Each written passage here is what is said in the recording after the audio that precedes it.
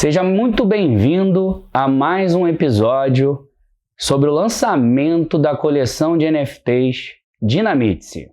Aqui nós vamos falar de momentos icônicos, dos melhores momentos, dos melhores gols de um dos maiores atletas do futebol brasileiro. Eu sou Alexandre Melo e o tema de hoje é Momentos Eternos de um Grande Atleta. Roberto Dinamite, estou aqui com você, é um grande prazer, tá? Prazer, tudo A meu, ideia é a sim. gente ter um super papo aqui, que eu quero contar um pouco da sua história, quero que as pessoas entendam quem é esse grande atleta, quais foram os feitos, né, dessa pessoa aqui que se mostra com grande humildade, tão simpático que isso todo mundo fala que é uma assinatura sua. Eu queria começar falar sobre a sua infância, né? Porque eu, quando estava lendo sobre a sua infância, me chamou muita atenção essa questão da resiliência, né? A questão da conquista, da garra, da força que você teve para conseguir superar determinadas coisas e alcançar aí essa carreira brilhante como um atleta de futebol. Então, você foi de Duque de Caxias, né? Baixada Fluminense, nasceu em 13 de abril, né? Isso daí eu já não vou esquecer nunca mais. Família Oliveira é marcada pelo futebol, né? O pai, né? Seu pai... Meu pai, um dos grandes goleiros da Um época, grande futebol goleiro. amador. Meu irmão também, outro, ele era ponta esquerda, depois passou a ser goleiro. Minha mãe, torcedora, fanática de futebol, adorando futebol. Eles se conheceram na beira do campo, meu pai e minha mãe, né? Seu pai chegou a jogar com Garrincha, né? Nos anos 50, né? Jogou contra o Garrincha. Contra o Garrincha. Que ali onde eles moravam, né, de onde eu praticamente comecei a minha trajetória, Garrincha era de Pau Grande, né, lá em Raiz da Serra, e o meu bairro ali é São Bento, né, então, muito próximo da Petrobras. Então, o Garrincha foi lá jogar uma vez contra o time, que o meu pai era goleiro e tal. E o histórico é até um lance legal, né? Porque o Garrincha foi jogar, chegou até um pouco atrasado, entrou no segundo tempo, o time lá do São Bento, que é o time que eu jogava, estava vencendo 2-0, o Garrincha entrou e, de repente, virou tudo, terminou 3-2. O Pau Grande, e meu pai tomando um gol do Garrincha, mas todo feliz da vida. Que o Garrincha ali já tinha iniciado a carreira dele como jogador profissional, mas ele jogava 7 peladas, né? Eu, lendo a tua vida, né, eu descobri que você corria do colégio direto para o campo de futebol, porque adorava jogar quando pequeno. Eu gostava de futebol, né? Porque gostava, não gosto de futebol ainda, né? Só que hoje eu não posso jogar, mas foi um histórico assim bem dramático no início, né, de tudo, porque eu acredito muito nessa coisa do destino, das coisas que você pode traçar, ela pode sair um pouquinho para um lado, para o outro, mas eu acredito muito nisso, né? Porque meus pais se conheceram na beira. Olha, historinha rápida.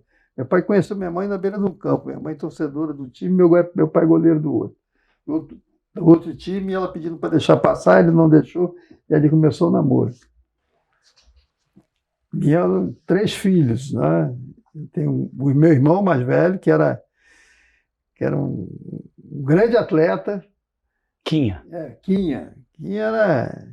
Todo mundo conhecia o Quinha em Caxias, e ele era, além de ponta esquerda, depois passou a ser goleiro, mas era conhecido porque ele fazia, na escola dele, ele fazia todos os esportes, né? Handebol, futebol de salão, vôlei, essa coisa toda. Então, ele tinha até bolsa, né? Bolsa de estudo, por razão, porque ele era um grande atleta.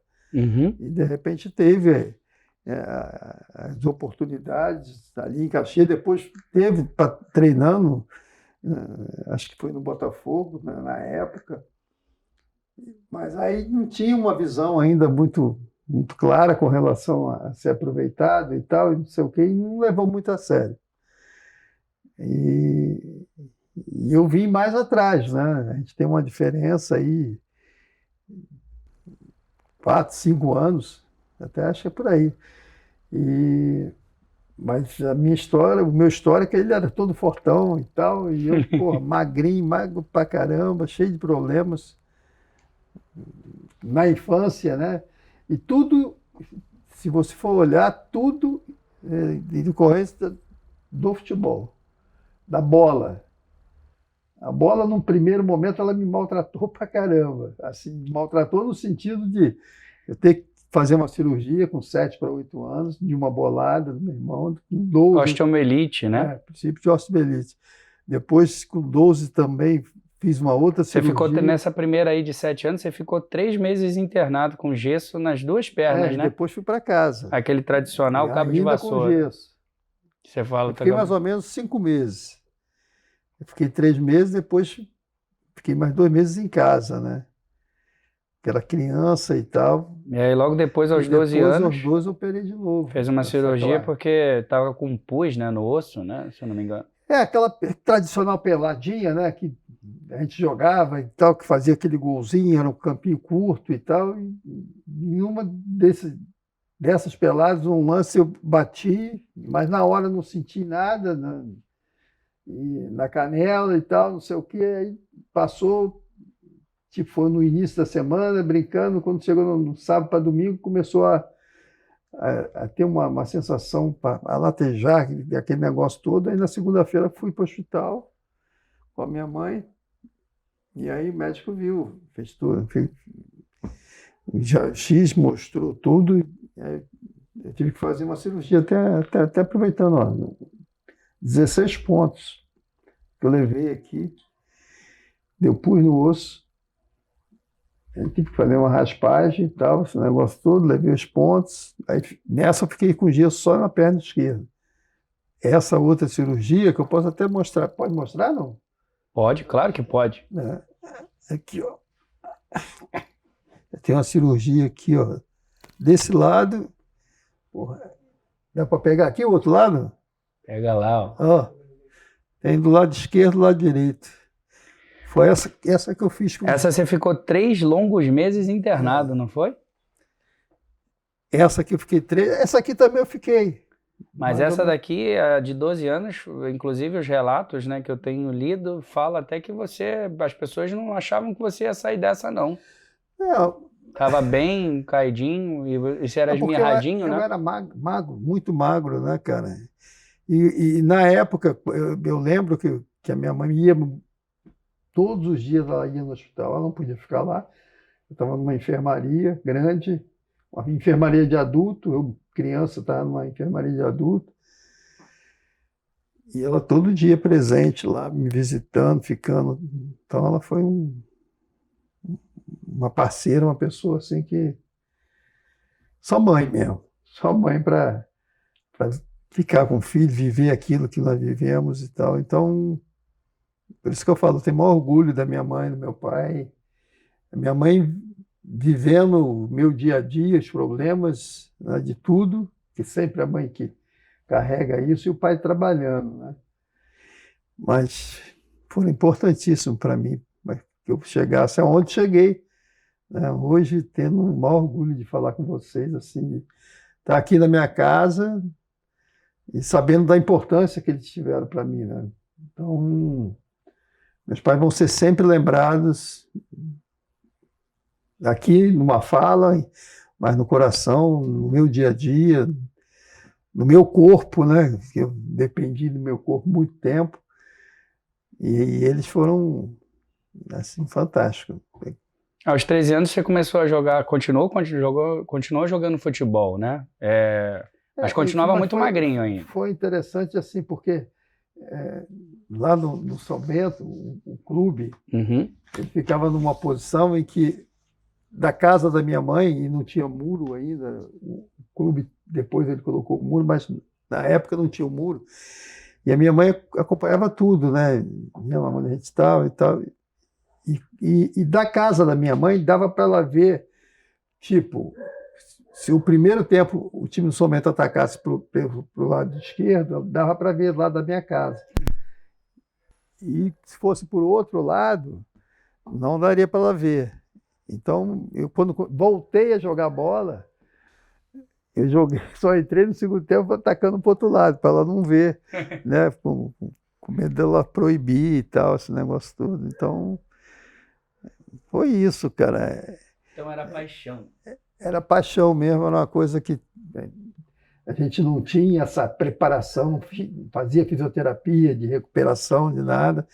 Era o dia a dia da gente e ela sempre assim, uma guerreira, uma pessoa com um coração enorme, não só para a gente, não, sabe? Ela gostava tanto de futebol que ela, pô, todo mundo gostava dela, do jeito que ela tratava todo mundo. Eu lembro que ela ganhou até um troféu como torcedora número 1 do São Bento. Cara, aonde São Bento ia, ela estava ali do lado, junto com a gente. Legal, Então, muito legal. E como foi a ida para o Vasco, né? Teve o olheiro, né, que foi o Gradim, né, isso. que ele observou e aí levou para você, conseguiu ser aprovado, obviamente. E aí você passou pelas categorias de base, infanto-juvenil, toda ali juvenil.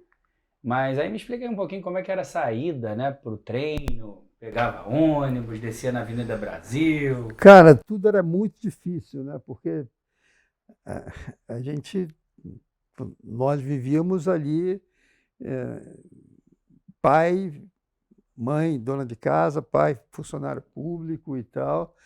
E a gente, não, meu irmão, com 16 anos, 17, minha irmã com 15 e eu ali com 12, 13. Mas os dois, meu irmão sempre forte, minha irmã também, e eu sempre aquele moleque raquítico, magro, e com essas coisas todas já acontecendo lá atrás, né? Mas eu acho que foi algo de Deus mesmo, uma coisa que você vem contigo, que está ali para você, vai passar certas aprovações ou não e tal, mas eu acho que foi muito, muito amor, muito carinho, entendeu? Teve muitos momentos para falar em desistir? Pensar em... Ah, tudo. A única coisa, eu nunca imaginei que um dia me tornaria um atleta, porque a gente também não tinha sonhos de jogar bola, de adorar jogar bola, agora de projetar alguma coisa assim, em cima disso, e aí que aparece essa pessoa do Gradim, né? Porque lá no São Bento eu já era conhecido assim, né? Então eu já jogava bem, era garoto, mas já Foi lá que você jogava. recebeu o apelido de Calu, né? É, o apelido Calu, acho que ele vem em cima do meu primeiro nome, né? Meu Ah, primeiro nome é Carlos. uhum. E muita gente tinha, no início, criança, colega, tinha dificuldade de falar Carlos, e era para Carlos, Carlos, Calu, enfim, virou Calu, Ah, que entendeu? legal. É, foi em cima disso. E aí lá em São Bento era Calu. Todo mundo que me via, até chegar no Vasco, entendeu? Foi assim. Eu gosto de falar muito que realmente é a ascensão, né? A sua ascensão, porque você tinha todos os motivos para desistir, as dificuldades. Muitos dos brasileiros passam pela mesma dificuldade ou até mais. E isso daí é um exemplo que muitas crianças ou adultos até podem usar como, como um símbolo para eles continuarem lutando para o benefício da família, para o benefício deles. Porque é fantástico essa ascensão sua no momento que você entra no Vasco, né? E indo todos os dias, chegava lá, chegava da escola exausto, né? E ainda tinha que estudar, Não, né? cara, eu acredito muito nisso. Eu acredito na família, porque se eu não tivesse um pai e uma mãe como eu tive, dificilmente eu chegaria em algum lugar. Então, sou muito grato a isso. Venho, e a explicação, eu venho dessa relação entre os dois, que é uma coisa totalmente ligada ao esporte, consciente ou inconscientemente, são ligados ao esporte. Se conhecem na beira de um campo, entendeu? E se fosse do mesmo time, não, é uma torcedora de um time e ele goleiro do outro.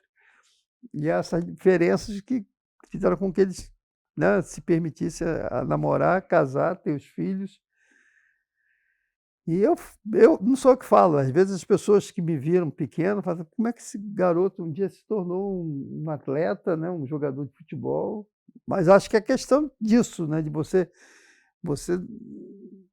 eu nem poderia projetar, imaginar, mas surgiu uma luz ali, que foi o Gradim, e ele observava os garotos que jogavam, e aí ele levou eu e um outro menino, um meia, nós jogávamos, era um meia direita na época, né, e eu era o centroavante, o nome do garoto era Zezinho, então nós fomos juntos para o Vasco, fazer o teste, né, para ver se nós íamos conseguir ficar ali, e passamos no teste.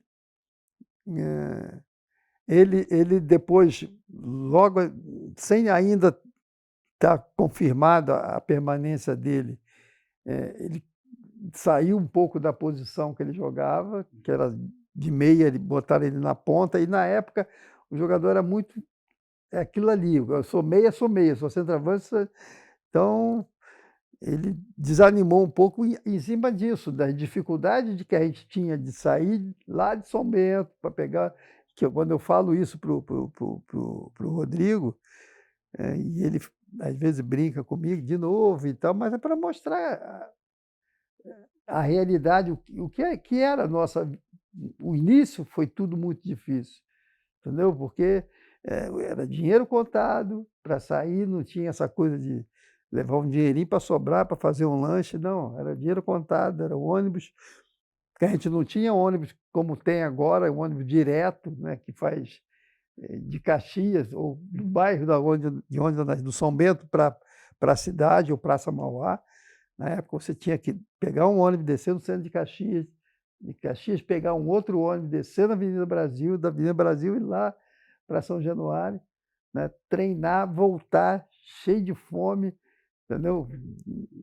E não podia parar, entendeu? Às vezes, quando eu passo com ele nesse lugar, ali em São Cristóvão, falo: "Ó, tá vendo aí essa lanchonete?". Aí eu passava, no início não dava nem para parar, porque botava a mão no bolso, não tinha dinheiro para fazer lanche, coisa nenhuma. Então eu ia para casa, o foco era chegar em casa, e chegava um pouco mais tarde, 2 e pouco, porque a distância era longa, para almoçar, descansar, à noite ir para a escola, chegava 10 e pouco em casa, para no outro dia sair para treinar, entendeu? Então, foi legal, foi um desafio, e aí entra mais uma vez os meus pais, que foram assim, entendeu?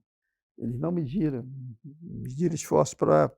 Eu sabia da dificuldade, a coisa era toda ajustadinha ali, mas eu acredito que eles ficaram realmente assim, eh, felizes com tudo que aconteceu. Eu mais ainda, porque eu vendo meu pai e minha mãe me acompanhando, e aí eu lembro disso no início da minha carreira, né, das dificuldades até para a gente ir para o Maracanã, para chegar, isso aí, eles irem para ver o jogo, isso nas categorias de base. Então, por isso que eu valorizo muito esse lado família, e a figura dessas pessoas, essas duas pessoas que são os pais da gente. E aí vai uma mensagem, não querendo mostrar alguma coisa de que melhor ou pior, mas para essa garotada que está iniciando aí, quem tem um pai, uma mãe que gosta, que trata bem de vocês, vocês estão com meio caminho andado para, em qualquer segmento, vocês buscarem o seu espaço com dedicação, com superação. Então eu fico muito feliz, e pena que meus pais não me viram até o final, né? Mas eles foram realmente muitas vezes a São Januário, muitas vezes a Maracanã para me ver jogar, no início para me pegar, para me levar, me trazer para casa, né? E depois, graças a Deus, eu ainda pude proporcionar os momentos de alegria, não só dentro do campo, mas também fora dele. Muito legal. Vamos agora para 1972. 17 anos, o gol que gerou seu nome, né? Fala um pouquinho do gol. Detalha ele aí para mim. fala o que foi ver aquelas notícias, né? Estampado lá no Jornal do Esporte, né?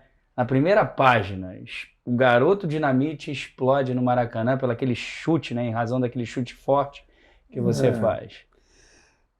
Cara, por isso que eu falo, eu acredito muito nessa coisa, não só do destino, mas você consegue dar rumo, caminhos à sua vida. Se você começar a sair muito daquilo que você deseja, fica difícil. Então, mas foi uma coisa assim que não deu nem para respirar muito e falar assim, pô, cheguei a algum lugar, né? Estava começando e já tinha jogado juvenil, já nesse período já era titular juvenil, tinha sido campeão juvenil em 71, 72, já entrando em alguns jogos. E aí a minha estreia no Maracanã foi nesse jogo contra o Inter, né? E o Internacional tinha Gainete, goleiro, Pontes, um monte de jogador assim já conhecido, e eu um garoto, né, iniciando. E aí foi quando realmente eu fiz um gol, entrei no segundo tempo desse jogo, eu consegui levar uma bola da intermediária, driblei o quarto zagueiro, que era o Pontes, e bati, dei um chute forte.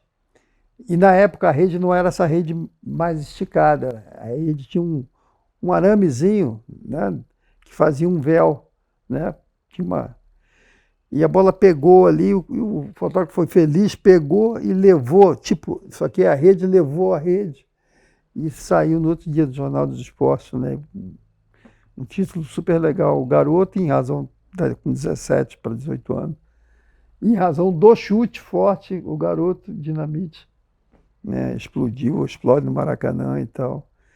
Então, foi um início que eu também não tinha nem assim, muita noção de tudo que estava para acontecer, né? A única coisa que eu lembro que nós fizemos muito lá em casa foi comprar o jornal, né, para minha mãe guardar, começar a fazer o álbumzinho, já fazia do juvenil, mas começar uma nova trajetória já no profissional. Então, a minha mãe tinha um local, um armário nosso, lá dela, né, onde ela tinha esses recortes já. E esse foi vamos dizer, o primeiro do início de uma carreira que para mim foi muito vitoriosa. Um garoto que teve todos os problemas É e isso, ascende, explode, né? Com um gol já marcando aí já um nome, e aí gera o Roberto Dinamite, eterno Roberto Dinamite. Eu não, sinceramente, eu não projetei isso, não imaginava isso, mas aconteceu, né? Então, aí dali, começando a entrar um jogo, outro e tal, e depois já me tornando titular do time do Vasco. Agora, Roberto, vamos lá vamos para 1973. O gol que poucos conhecem, o gol que Pelé te elogia, que você gosta, né? Que foi aquele voleio contra o Santos que você deu, e aí que o Pelé, né, chega para você e comenta, faz um comentário que você gosta, né? Eu queria que você dissesse aí um pouco a sensação, né, de receber o elogio, né, do Pelé. Ele já estava em final de carreira, e aí de repente ele vem te elogiando numa partida contra o Santos, que você fez um golaço. O que foi para você essa sensação? Foi uma sensação única, né? Porque eu não quero comparações mais de gerações, o período, mas era diferente um pouco a reação de nós, garotos, iniciando uma carreira, sem aquela proteção, sem aquela coisa de guardar, de resguardar, e a gente muito, não é exposto, mas você tinha uma relação familiar, né? Então, e você sente aquilo, você acompanha a carreira de grandes jogadores. A carreira do Pelé é uma carreira que todo mundo, né, entendeu?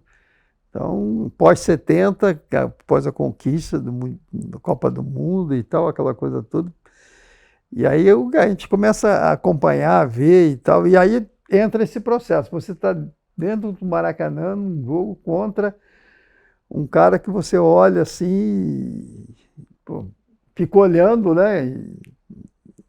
E sem sombra de dúvida, o maior jogador de todos os tempos, Então, ouvir isso dele passando, né, quando estou voltando após a comemoração do gol, né, e ele com a grandeza dele, né, o talento dele, mas ao mesmo tempo acho que fica um registro da humildade que o cara tinha, né, de dar os parabéns para um garoto que ele não sabia o que iria, ele estava dando os parabéns pela beleza do gol, por aquilo que representou o gol para ele, na visão dele, e que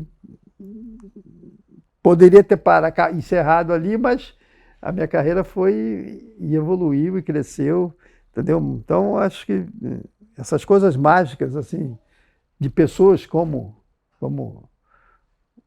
ou de uma pessoa como Pelé, entendeu? Para mim foi motivo de orgulho. Eu tenho guardado no meu coração e aqui, na mente, entendeu? É muito legal isso. Agora a gente vai lá para 1976. O gol que é o mais bonito do Maracanã. O gol do Lençol. Só que eu quero destacar algumas coisas aqui.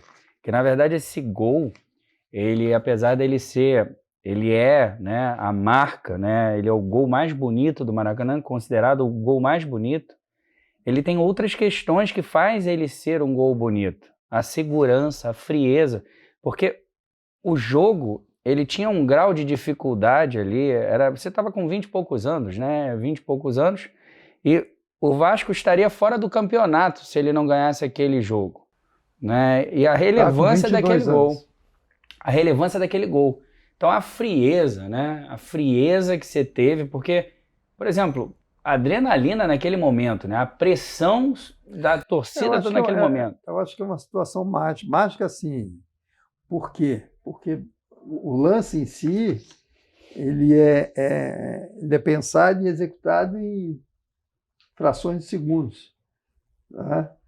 Então, eu sempre falo isso, a magia do futebol, ou a coisa que faz, até certo ponto, um pouco diferente um do outro, sem comparações, né? Porque eu falei, o Pelé está lá em cima, né? Mas um lance desse, para mim, porque quando a bola está ainda com o Zanatta, eu estou ali, estou numa situação de expectativa, e quando a bola viaja, que eu começo a pensar no que eu vou fazer, e aí tudo vem em cima da minha dominada no peito e da movimentação do zagueiro, né? Do Osmar, que eu sempre falo, mas com o maior respeito, porque gostava, e eu achava também um zagueiro excepcional da minha geração.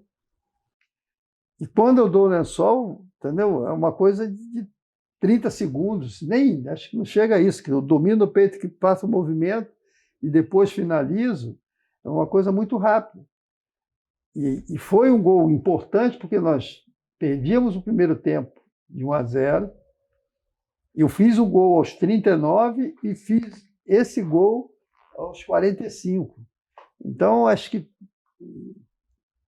o simbolismo desse gol, uma virada no Maracanã contra uma grande equipe e um belo gol, fez desse gol, acho que um momento, para mim, um momento único, especial, e acredito para o torcedor, do modo geral, principalmente para o torcedor do Vasco, porque a gente está aqui falando hoje e deve ter passado já essa semana passada, deve ter passado esse gol, porque ele continua vivo, né? Uhum. Assim, no coração do torcedor do Vasco e no coração do torcedor que gosta de lances bonitos, de gols bonitos, entendeu? Então, eu vou ter humildade e vou falar, mais bonito, esse meu gol realmente é um dos gols mais bonitos assim, da história do Maracanã.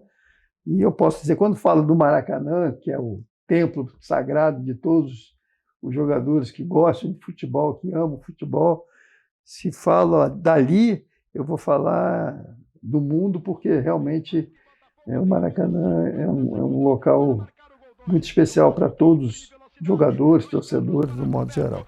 o Dinamite. Abertura 10, na cara, botou Zanata, pode marcar, atenção, procura ângulo, tenta o chute, domina, volta com couro. Levantamento para Roberto Dinamite, sozinho, atenção, vai enfiar, gol!